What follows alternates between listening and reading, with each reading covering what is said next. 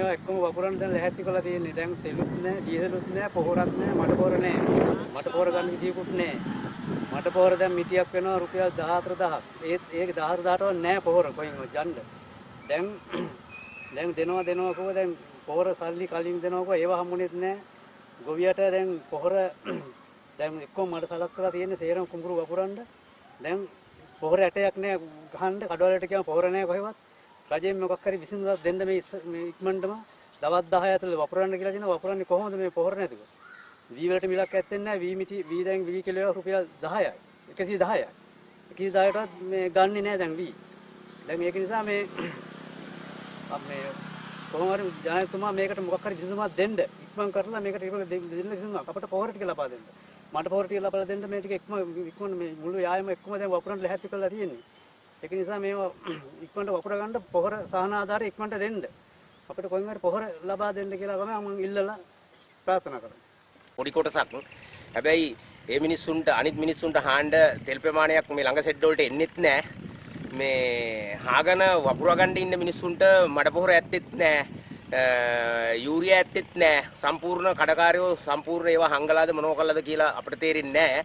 ඒවා බලධාරී විසින් මේවා හොයලා බලලා මේ පොහොර කුසිකර්ම දෙපාර්තමේන්තුව හරි සතු කරගෙන මොනව හරි කරන්න වෙනවා. එහෙම නැති වුණොත් දැන් ඩීසල් මිල වැඩි වුණ හින්දා මේ හාණ්ඩ ලොකු මුදලක් දෙන්න වෙලා තියෙනවා අපිට. මේ ඊට පස්සේ පොහොරත් රුපියල් 20000ට 30000ට ගණ්ඩ වුණොත් ඇට බෙහෙතුත් රුපියල් 3000ට තිබ්බ එක 5000 ගණක් වෙනවා. මේ සියලු දේ මේ විදිහට අරගෙන වී කිලෝ එක රුපියල් 150ට 200ට යන්න බෑනි.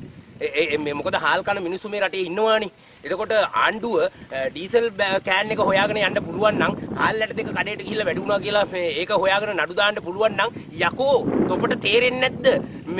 මේ විදිහට පොහොර බෙහෙත් මේ සියලු දේ වැඩි වුණාම මේ වී කිලෝ එකකට මේ මිලක් තොපට තියන්න පුළුවන්ද?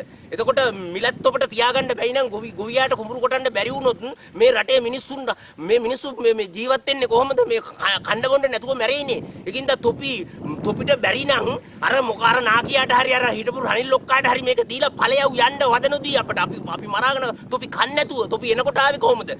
තොපි එනකොට ආවේ කුසිකර්මාන්තයට කුසිකර්ම බීජ ටික දෙනවා නම් පොහොර ටික දෙනවා නම් ගොවියාට තියෙන වගා කරන්න කිව්වා.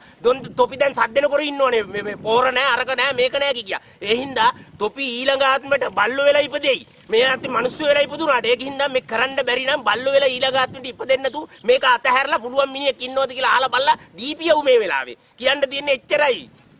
වී වගා කරන්න කියලා තියෙන්නේ. මේ කිසිම පොහොර වර්ගයක් පිට කඩවල වලත් නැහැ.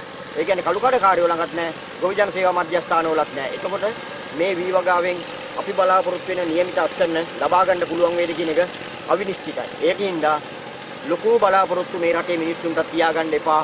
මොකද මෙයාලා මේ පොරොන්දු වුණාට අදාළ රසායනික පොහොර ටික ගොවියන්ට කොහොමවත් සල්ලි වලටවත් මෙතුමාලගේ මේ සහනාධාර ගැන නෙවෙයි. ඒක කවදද දෙයිද අපි දන්නේ නැහැ. අදාළ රසායනික පොහොර ටික ගන්න මොන විදිහටවත් ක්‍රමයක් නැහැ. ඒ වුණාට කුඹුරු වගා නොකර බෑ. අපිට කණ්ඩ හරි වගා කරනවා. ඉතින් ඕක තමයි ඇත්ත తත්ත්වය. මේ ඇත්ත తත්ත්වය ජනාධිපතිතුමා වහාම අවබෝධ පොහොර ඉල්ලලා තියෙන්නේ. ඔව් ඉල්ලලා තියෙන්නේ. කවදා වගේ ඊට මිස් දැන් වපුරන කුඹුරු.